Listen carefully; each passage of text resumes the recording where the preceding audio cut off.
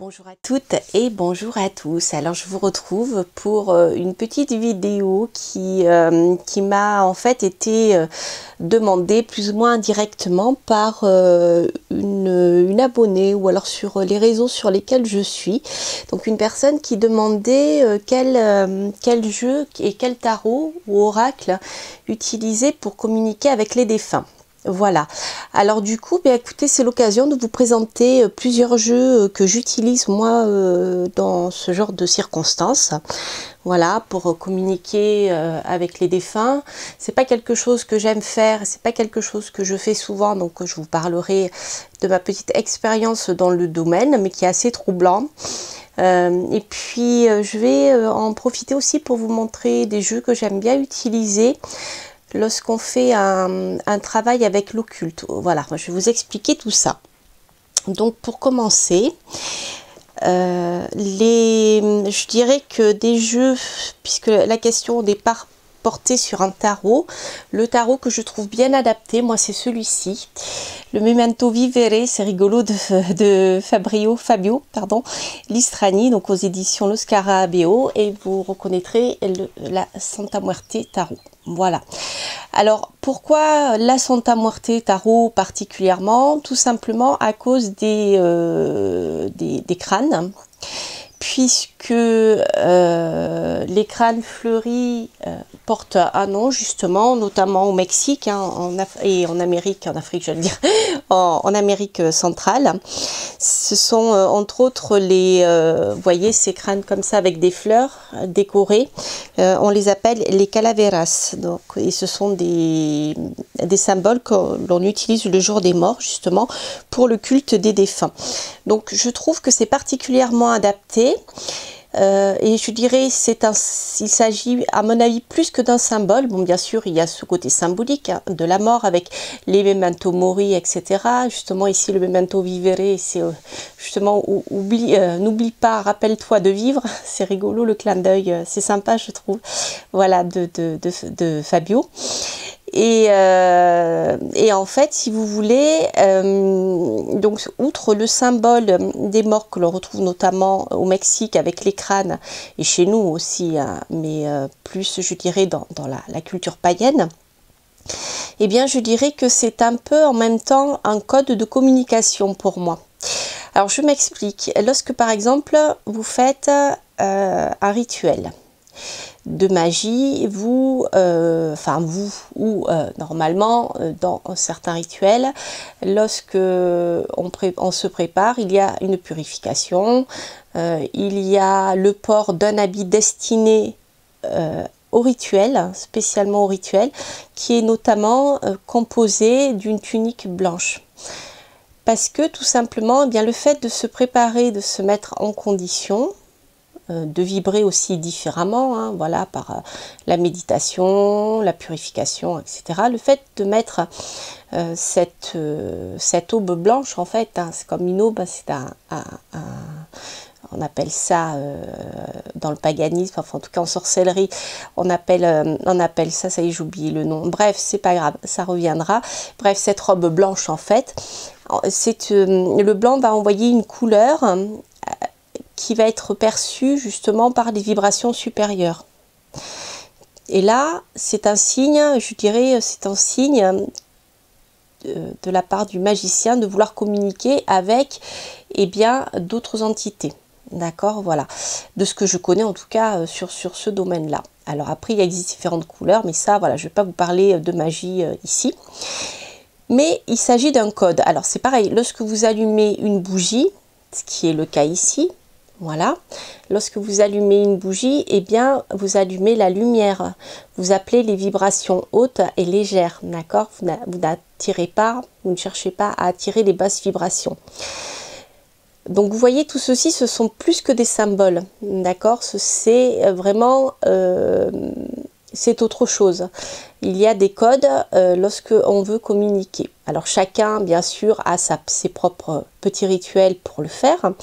Mais voilà, les crânes en font partie. Et vraiment, je trouve que ce jeu qui est vraiment basé sur sur le Mexique et puis sur cette période du jour des morts et puis de la Santa Muerte, aussi du culte de la Santa Muerte, est particulièrement intéressant. Alors je crois que je vous en ai fait une review. Si ce n'est pas le cas, je vous en ferai une autre sur le sujet. Mais voilà, il y a un petit livret qui explique tout ça. Hein. Et vous avez, vous voyez, ce type de cartes. Donc elles sont très très gaies. Vous voyez, c'est très mexicain. Voilà, le soleil avec les deux mariachis. L'ermite.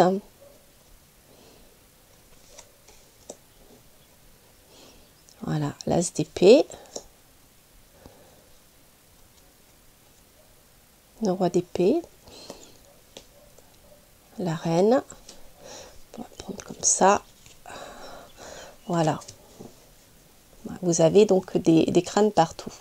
Le papillon pour la Renaissance, ça c'est l'as de Pentacle avec les os. Voilà. Voilà, donc là, je trouve que ce jeu est très bien fait lorsque, par exemple, eh bien, vous cherchez à rentrer en contact avec les défunts, avec vos ancêtres, etc. Ça fait partie, pour moi, des codes, je dirais, qui sont intéressants. L'autre jeu, je vous en avais parlé. Donc je l'utilise, comment dire, quand je fais un travail de connexion comme ça avec les ancêtres. En fait, au niveau de la divination, je l'utilise comme un tarot normal. Hein, c'est-à-dire que bien les significations des lames, c'est la lecture du tarot. Vous voyez, il n'y a pas quelque chose d'adapté spécial pour les morts. Après, c'est la lecture du tarot classique. Voilà. Donc là, c'était pour celui-ci. L'autre que je vous ai présenté il n'y a pas longtemps, d'ailleurs, et que j'aime beaucoup, qui est un peu dans le même esprit, c'est celui-ci, le tarot du bien-être de Claire Goodchild.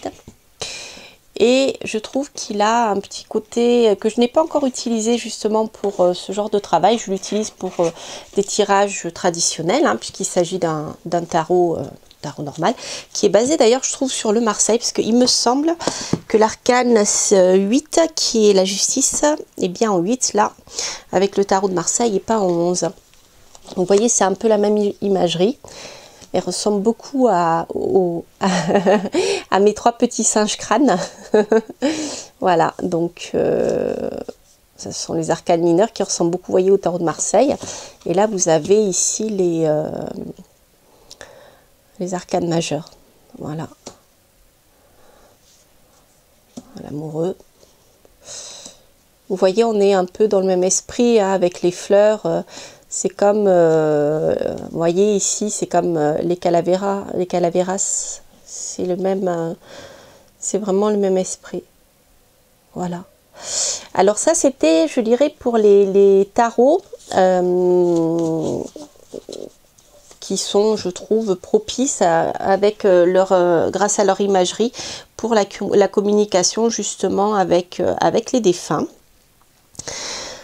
Donc je le rappelle, au niveau en tout cas de mon expérience à moi, lorsque je fais des tirages, je le fais très très rarement, mais voilà, le tarot je l'utilise comme un tarot normal avec les significations normales du tarot. Alors après, je voulais vous présenter d'autres jeux qui sont plus particulièrement, je trouve, de mon expérience adaptés à ce genre de travail.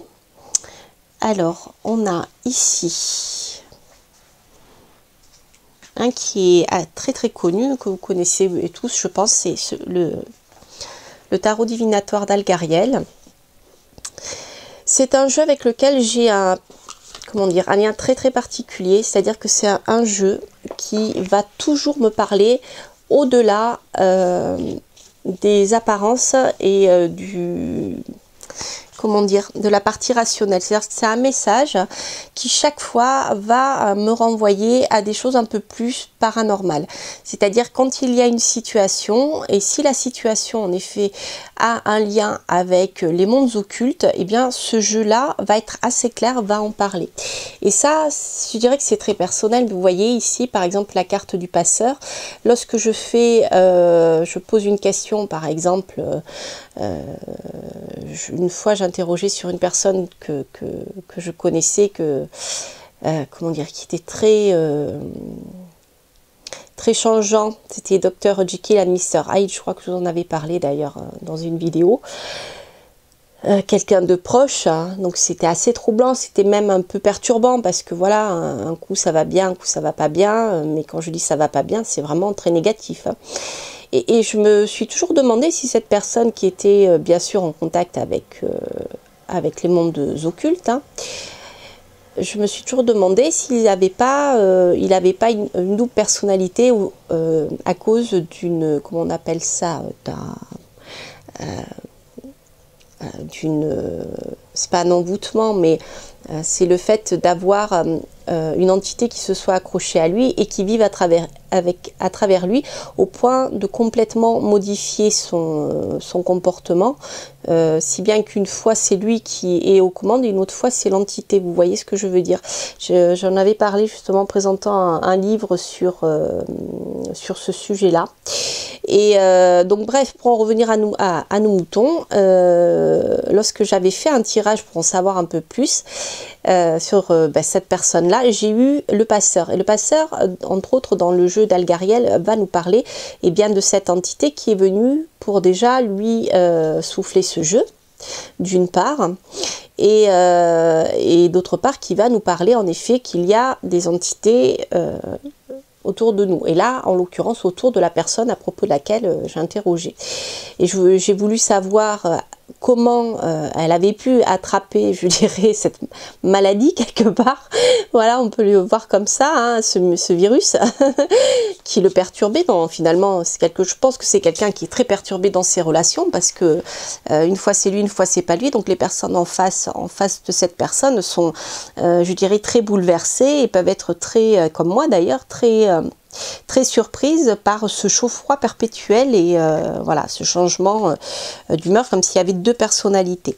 Et alors j'ai eu la carte de l'écriture qui est ressortie, et dans ce sens-là, on avait l'écriture automatique.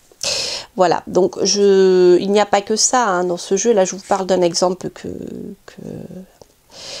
j'ai vécu, un tirage de mon expérience, mais vous avez plusieurs cartes comme ça qui vont vraiment se raccrocher à, vous voyez, avec le pendule, aux énergies. Enfin, il y a beaucoup de choses, hein. Ici, nous avons les ancêtres, justement, aussi, hein, avec les vieilles pierres. Voilà, en tout cas, si vous ne connaissez pas ce jeu, il est très bien. Et c'est vrai qu'avec le livre et le livret, il aborde aussi le domaine spirituel et les mondes occultes. Et je crois qu'il parle aussi des vies antérieures. Oui, c'est ça. J'avais fait un tirage sur les vies antérieures avec ce jeu-là. Donc là, vous voyez, si vous voulez travailler avec le domaine de l'occulte, communiquer avec les ancêtres, communiquer avec les défunts, je pense qu'il peut être particulièrement efficace. Enfin, moi, c'est un jeu, vous voyez, c'est pareil ici avec l'urne, on a bien justement le symbole des défunts. On a la communication ici avec l'au-delà, si on le travaille sur un plan prédictif, hein. Il y a beaucoup de choses, hein. Vous voyez, le magnifique la carte du changement, le bout du tunnel. Bon, vous voyez, il est riche, hein. C'est un jeu qui est vraiment, je trouve, particulièrement adapté à ce genre de choses. Alors après, je voulais vous montrer un autre jeu qui, moi, me parle pas mal du tout, justement, que j'avais acheté spécialement pour faire ce genre de tirage. Donc ça, c'est un jeu auto-édité qui est ici, voilà, que vous pouvez commander, hein. Vous pouvez le commander à l'unité, hein. Voilà, il est imprimé à la demande. Je crois que je vous l'avais présenté, oui, il s'agit de l'Oracle of Shadows, voilà. Et c'est un jeu qui est très particulier, qui est très sombre, un peu comme les jeux de Patrick Valenza aussi, hein. Je ne l'ai pas là sous la main, je voulais vous le présenter, mais c'est le Mildred Payne. C'est pareil, je le trouve très parlant, moi, pour les domaines occultes. Mais voilà, celui-ci, je le trouve très bien. Alors, j'ai pas encore eu trop le temps de travailler avec, mais vous voyez. Alors, vous pouvez l'utiliser comme un jeu, je dirais, un oracle traditionnel, hein. Voilà, parce que vous avez des mots-clés, etc. Mais rien que par l'imagerie, vous avez à nouveau pareil beaucoup de crânes, etc. Vous voyez, c'est un jeu qui quand même, voilà, je trouve bien adapté. Je dirais que même pour moi, avec celui-ci, avec cette imagerie-là, je trouve que c'est un jeu qui est très bien adapté lorsque par exemple vous voulez mesurer le niveau vibratoire par exemple d'un lieu. Eh bien vous pouvez utiliser le pendule, hein. Il y a, enfin, des pendules, moi j'en ai plusieurs, mais je préfère les pendules qui sont lourds en métal. Voilà, celui-ci est particulièrement gros, mais il est, pour moi, il part tout de suite en fait. Et voilà, ça, je pense que ça doit être mon pendule. Il appartenait à quelqu'un d'autre d'ailleurs avant. Et il part tout de suite en fait, et donc c'est voilà, vous pouvez en effet aussi travailler avec le pendule, mais je vous en reparlerai plus tard. Mais vous voyez, celui-ci par exemple, je trouve particulièrement adapté si vous voulez voir si un lieu eh bien, est dépourvu d'entité ou s'il est chargé, etc. Bon, vous voyez, si vous tirez cette carte là, attention, et puis visuellement je le trouve très parlant. Après, voilà, vous avez la tentation, les regrets. Après, c'est un jeu que vous pouvez tout à fait utiliser si vous aimez les jeux un peu noirs, gothiques. Vous pouvez l'utiliser comme un jeu normal. Et vous voyez quand même ici, hein, là, on vous attire. Il y a un masque. La personne est masquée, mais elle vous dit venez, mais vous savez très bien qu'il ne faut pas y aller. Vous voyez, ça parle, voilà. Donc ça, c'est les farces, c'est plutôt les esprits farceurs, je dirais. Les farfadets qui vous font, voilà. Vigilance, vous voyez, c'est pareil. Mystère. Voilà, c'est un jeu qui est vraiment très particulier. Enfin, moi, j'aime beaucoup. Magie. Voilà, si quelqu'un a travaillé sur vous et vous envoyez par exemple un familier, et bien avec cette carte là vous pourrez le voir, vous voyez. Voilà, après bon, il y a d'autres cartes qui sont plus ou moins voilà, ça peut être votre imagination, vous voyez, il y a un fantôme derrière, mais non, c'est pas vrai, il n'y a pas de fantôme, c'est votre imagination, vous voyez, ce genre de choses, moi je le trouve très parlant. Voilà. Donc ça, c'était l'Oracle of Shadows, donc que j'avais présenté, je crois, dans les oracles auto-édités, mais j'avais oublié de vous présenter le nom. Donc c'est celui-ci. Alors après, qu'est-ce que je voulais vous dire d'autre? Ah oui, alors après, je voulais vous montrer un ouvrage que moi j'ai trouvé particulièrement intéressant, qui est ici. Hop, je vais faire une pause parce que je vais faire une petite pause parce que il est trop loin et j'ai peur de déplacer ma caméra. Donc voilà, allez, c'était pour vous faire rigoler un peu parce que c'est vrai que en ce moment, voilà, avec tout ce qui se passe, c'est pas très gai, et puis les têtes de mort, c'était voilà pour alléger un petit peu tout ça. Alors, donc j'en ai profité, puisque je suis allée chercher mes livres, de prendre les autres oracles que je voulais vous montrer, si j'ai le temps de le faire sur cette vidéo. Alors, ce que je voulais vous montrer, c'est un livre que j'ai commencé à lire et que j'ai trouvé très intéressant, notamment justement pour eh bien, la possibilité de détecter eh bien, si quel type d'entités par exemple sont présentes chez vous ou ailleurs et vous perturbent. Voilà, et je l'ai trouvé très intéressant. Je trouve qu'il fait un très bon complément au livre d'Arnaud Tully sur le vampirisme énergétique. Et là, il va nous parler eh bien justement de toutes les perturbations que vous pouvez sentir sur le plan énergétique, et il aborde plutôt l'angle des ghouls, l'angle des des familiers, des entités, des fantômes. Enfin, il explique, ce livre est très bien parce qu'il permet de comprendre la différence entre tout ça, entre le fantôme, l'entité, le petit peuple, les ghouls, enfin voilà, etc. Donc ce livre est vraiment très bien. Alors, ce que je voulais vous montrer sur le sujet, j'en ferai peut-être une review si j'ai le temps. Mais je voulais vous montrer, vous voyez, j'ai pris plein de notes pour vous en parler. Mais ce qui est très très intéressant, c'est que donc elle propose, donc c'est Marie-Véronique Le Chêne, aux éditions de Trajectoire. Elle vous propose eh bien, un petit questionnaire pour déjà déterminer s'il y a des entités, mais auparavant, bien sûr, elle propose aussi d'éliminer, je dirais, toutes les causes physiques qui peuvent vous perturber. D'accord, que ce soit les réseaux Hartmann, il y a beaucoup de choses sur le plan géobiologique qui peut en effet nous perturber sans que ça soit pour autant une entité. Voilà, donc là je ne vous ferai pas une review cette fois-ci. Mais alors, la chose que je voulais vous montrer quand même, c'est que j'ai trouvé très intéressant.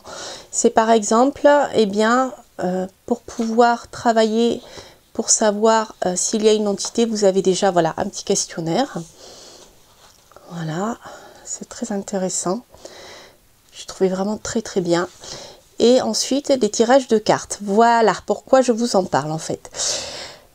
Donc, vous avez la possibilité de travailler avec le tarot.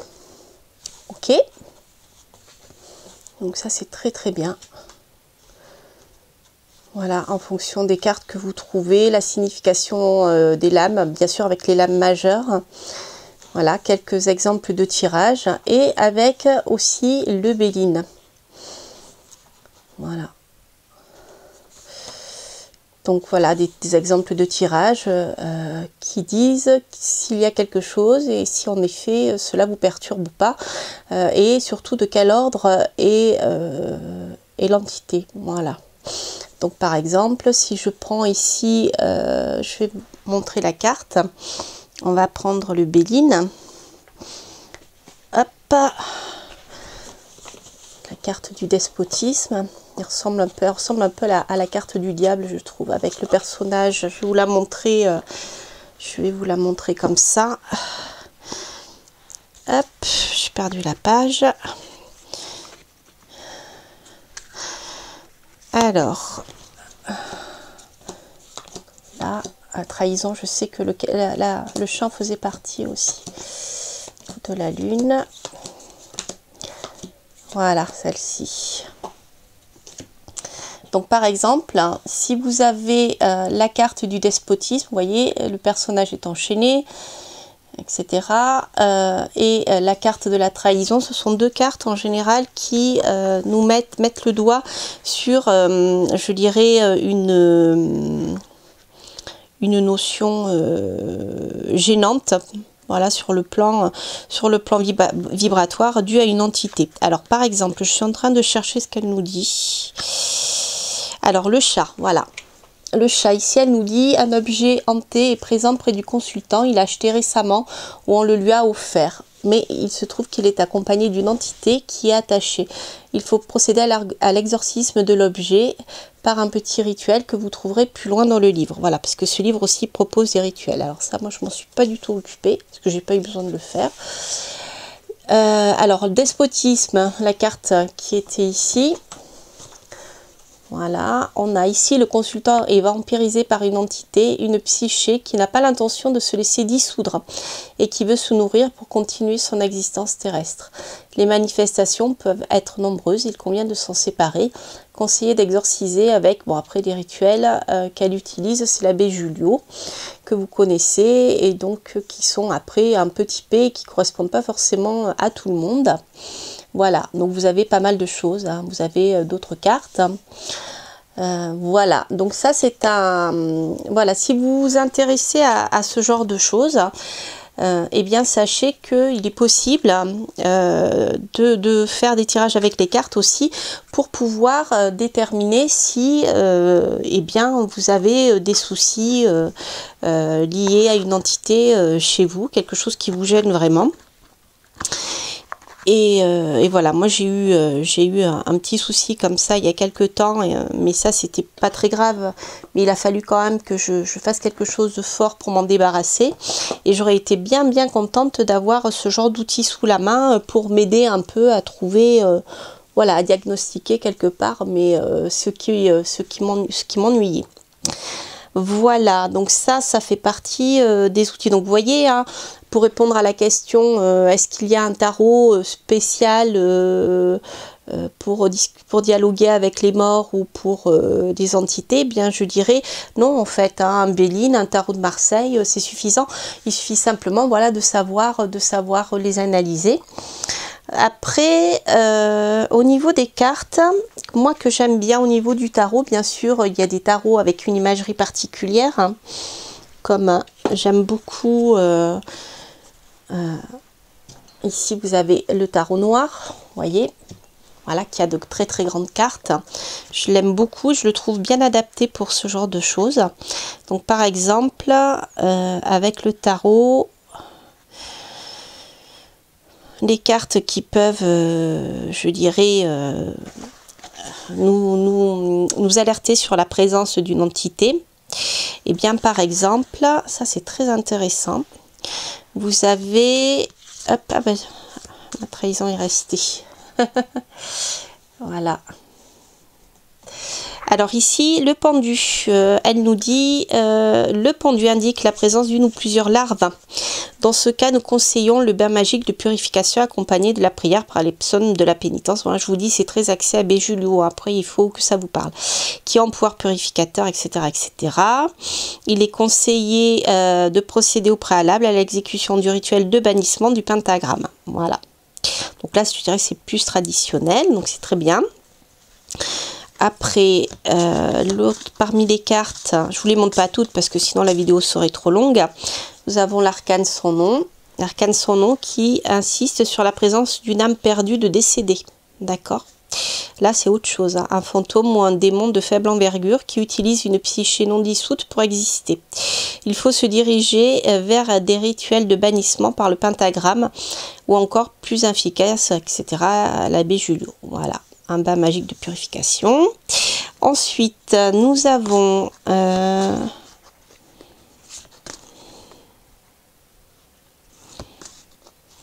diable. J'adore cette figure du diable dans ce tarot. Le diable vous informe de la présence d'un objet hanté proche de la victime. Dans ce cas, il est nécessaire de procéder à l'exorcisme de l'objet. Donc vous voyez, si vous avez travaillé avec les deux, par exemple, si vous avez ces deux cartes-là qui sortent, elles répètent la même chose. Hein. Donc elles insistent sur le fait qu'il y a peut-être un objet hanté. Voilà. La victime peut également se séparer de l'artefact, surtout qu'elle ne le détruise pas. Cela libérerait l'entité dans son environnement. Voilà. Alors en général, elle conseille d'ailleurs d'utiliser, pas le tarot seul, mais d'utiliser en même temps une autre technique. Alors eh bien vous l'avez vu, hein, lorsqu'il y a une répétition, j'en parlais il n'y a pas longtemps d'ailleurs sur Facebook, mais lorsque vous avez des choses qui se répètent dans un tirage avec par exemple plusieurs oracles ou en astrologie avec plusieurs techniques, vous savez que vous êtes dans le bon, hein, parce que les choses sont tellement insistantes que vous ne pouvez pas passer outre. Alors ça, c'est très très intéressant. Alors, je voulais vous montrer une dernière petite chose sur ce livre. C'est que donc vous avez aussi, en plus des petits Lenormand, et pas des petits Lenormand, des tarots et de l'oracle Béline, vous avez des diagrammes, vous voyez ici, qu'elle propose pour travailler avec le pendule. Donc voilà, tout à l'heure j'avais pris ce pendule, en sachant que vous pouvez tout à fait travailler, si vous pendulez à distance pour une personne, vous pouvez tout à fait utiliser un pendule témoin. Ici c'est le cas, hein, il se dévisse là et vous pouvez mettre le nom de la personne à l'intérieur. Ça vous permet eh bien, de travailler à distance, hein, et en même temps, voilà, vous voyez avec ce petit diagramme, vous avez un exemple de choses que vous pouvez trouver. Donc si vous pendulez pour savoir eh bien, si les problèmes que vous rencontrez sont d'ordre occulte, eh bien, vous voyez, vous avez plusieurs petites choses intéressantes comme envoûtement sur la propriété, ancien lieu de rituel. Si par exemple vous voulez acheter une maison qui se trouve sur un ancien lieu de rituel, ça peut être intéressant de le savoir avant. Un fantôme, un esprit de la nature, un égrégore, forme de pensée, la mémoire des murs aussi bien sûr, j'en avais parlé avec Jean-Michel dans une émission sur Radio Arcadie d'ailleurs, une chose très intéressante sur le sujet. L'influence d'un objet hanté. Alors ici c'est intéressant, on peut avoir problème psy aussi, hein, parce que des fois quand ça va pas, ça peut être simplement psychologique. Vous n'êtes pas forcément victime d'une entité ou pas encore, voilà, comment dire, victime aussi d'une forme de pensée qui vous... une larve astrale en fait, que vous avez créée vous-même. Et puis autre, alors après, vous pouvez tout à fait créer votre propre diagramme, d'accord? Donc je crois qu'il y en a plusieurs dans ce livre. Voilà. Donc là, par exemple, pour faire tout à l'heure, c'était pour un lieu, là c'est pour une personne. Vous avez envoûtement, anomalie géobiologique, d'accord, je vous en parlais tout à l'heure, fantôme, larve, égrégore, forme de pensée, mauvais œil, influence d'un objet hanté, problème psy. Ok, voilà. Voilà des petites choses qui pourraient peut-être vous intéresser pour ceux qui eh bien, recherchent des outils pour travailler justement dans le domaine de l'occulte en utilisant les tarots et les cartes, le pendule aussi bien sûr. Donc ce livre peut vous aider. Et puis ensuite, comme je vous le disais, eh bien pour le travail avec les défunts, à partir du moment où l'oracle vous parle, et bien que vous préparez aussi je dirais correctement, et puis voilà, il n'y a pas besoin d'avoir un tarot ou un oracle spécifique, hein. Voilà, après vous le lisez comme vous le sentez, mais bon voilà, après moi je vous ai montré celui d'Algariel, le tarot auto-édité, qui sont pour moi des outils qui sont très efficaces parce que non seulement ils me parlent, mais je crois que surtout qu'ils me parlent en fait. Et il y en a un autre que je voulais vous montrer. Ce sont aussi les créations de Patrick Valenza que j'aime beaucoup pour ce genre de travail. Donc si vous aimez les tarots un peu bizarres, alors celui-ci est inspiré du Moyen-Âge et moi je l'aime beaucoup, je travaille beaucoup avec.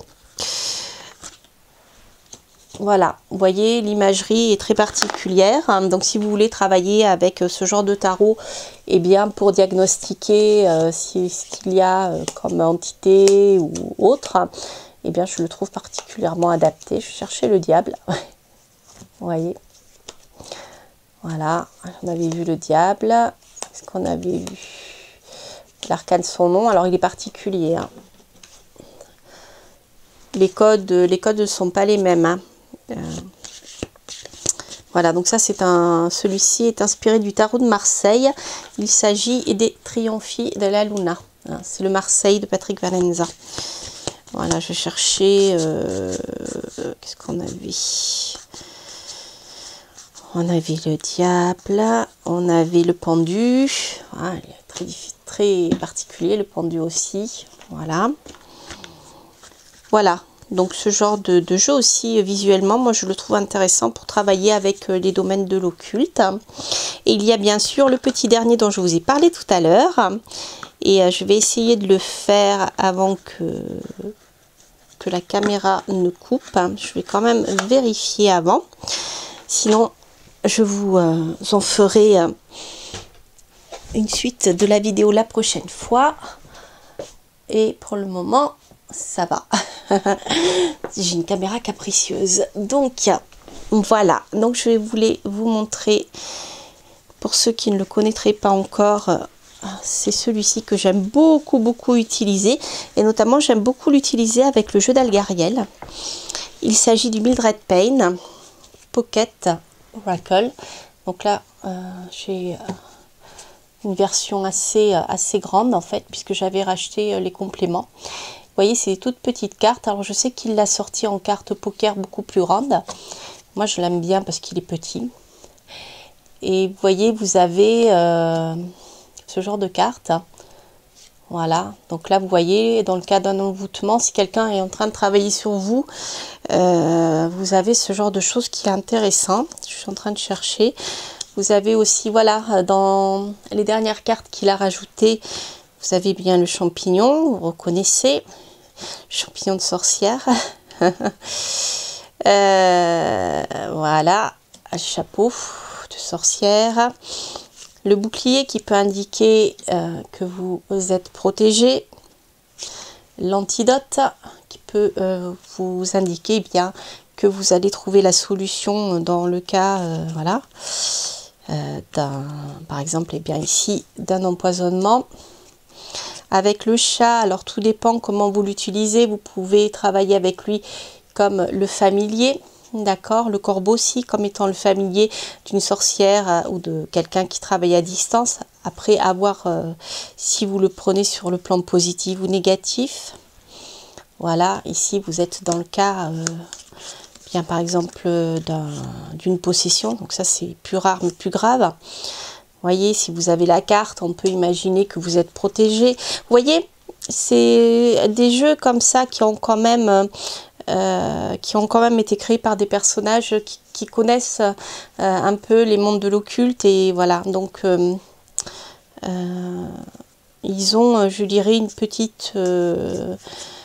vous voyez, pentagramme aussi pour la protection. Voilà, vous avez ici des personnes qui connaissent un peu le sujet. Donc voilà, leurs oracles sont quand même chargés de pas mal de choses et qui sont très parlants. Voilà, je ne vous en montre pas plus parce que sinon je vais faire une review. Et donc voilà, c'est un jeu, celui-ci, que j'utilise beaucoup avec le jeu divinatoire d'Algariel. Déjà parce que visuellement, je trouve qu'ils fonctionnent bien ensemble. Et puis surtout, comment dire, eh bien voilà, c'est deux jeux qui pour moi répondent vraiment très très bien lorsque vous allez essayer de dialoguer avec les défunts, ou si par exemple, eh bien, une situation que vous vivez a des origines occultes, et eh bien c'est ce genre de choses, de jeu qui vous en parlera. Vous voyez, hein, si vous avez ici un message des défunts, ou si vous avez une modification vibratoire due à une entité. Vous voyez ce que je veux dire? Voilà, pour moi c'est assez clair. Hein. Voilà, vous pouvez aussi le diagnostiquer avec l'écriture automatique. Voilà, on a aussi le chat. Voilà, l'entité, bien par exemple, la présence de l'entité peut se manifester sur le plan vibratoire. Alors soit votre animal, votre chat va le percevoir, soit si quelqu'un a travaillé pour créer un familier pour venir vous perturber, eh bien vous aurez, voilà, vous pouvez sentir la présence. Vous voyez, ce genre de jeu, c'est quand même assez parlant, hein. Enfin voilà. Voilà, donc eh bien écoutez, j'espère que cette petite vidéo vous aura plu. J'espère que eh bien cela aura répondu à certaines questions que j'ai pu voir. Et alors si vous voulez avoir plus d'informations sur ce genre de sujets paranormaux, eh bien alors je vous invite à aller voir sur ma chaîne YouTube. J'ai fait plusieurs choses. Alors vous pourrez trouver les soirées de l'étrange, où je parle entre autres de petites choses qui me sont arrivées, voilà, sur la communication avec les défunts. Mais également vous retrouverez des podcasts de mes chroniques que j'avais faites sur Radio Arcadie, où j'avais invité plusieurs personnes, et notamment une personne qui nous a parlé eh bien, de ses expériences paranormales en visitant les maisons, etc. Donc voilà, des petites choses sympathiques. Et puis j'avais fait aussi une review, je crois, la présentation d'un livre, voilà, sur les esprits possessifs, écrit par Edith Fior. Et vraiment, voilà, vous avez des petites choses comme ça que vous pourrez trouver aussi sur ma chaîne YouTube sur ce sujet-là. Voilà, et bien écoutez, il me reste plus qu'à vous souhaiter de belles choses, de passer une belle journée. Prenez bien soin de vous, et puis n'hésitez pas bien sûr à liker, ça me fait plaisir, à laisser un petit commentaire. Quand je peux, eh bien je vous réponds. Et puis pour les nouveaux qui passent par là, vous abonner. Je vous embrasse, à bientôt, bye bye.